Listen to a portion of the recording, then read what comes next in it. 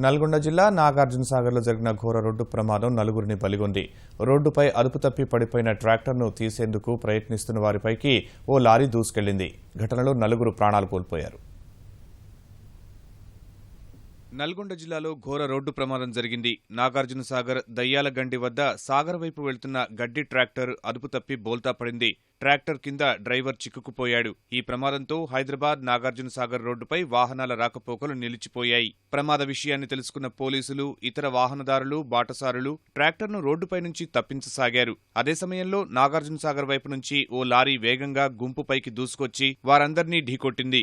ఈ ఘటనలో నలుగురు ప్రాణాలు కోల్పోయారు. నాగార్జునసాగర్కు చెందిన ఎస్పీఎఫ్ కానిస్టేబుల్ మరియాదాస్, పెద్దవూరుకు చెందిన హోంగార్డ్ బాలునాయక్, నెల్లికల్లుకు చెందిన వడ్డె చంద్రయ్య, ప్రకాశం జిల్లా మార్కాపురంకు చెందిన ఆసిఫ్ మృతి చెందిన వారిలో ఉన్నారు.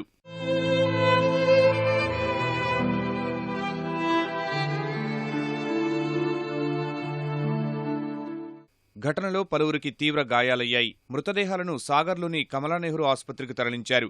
ఘటనలో తీవ్రంగా గాయపడ్డ 5గురి పరిస్థితి విషమంగా ఉంది. మెరుగైన వైద్యం కోసం క్షతగాత్రులను నల్గొండ ప్రభుత్వాసుపత్రికి తరలించారు. ఘటనపై సమాచారం అందుకున్న ఎస్పీ ప్రకాష్ రెడ్డి హుటాహుటిన సంఘటనా స్థలానికి చేరుకున్నారు. ప్రమాదం జరిగిన తీరును పరిశీలించారు. అనంతరం కమలానెహ్రూ ఆసుపత్రికి చేరుకుని బాధితులను పరామర్శించారు. క్షతగాత్రులకు మెరుగైన వైద్యం అందించాలని కలెక్టర్ గౌరవ్ ఉప్పల్ వైద్యాధికారులను ఆదేశించారు.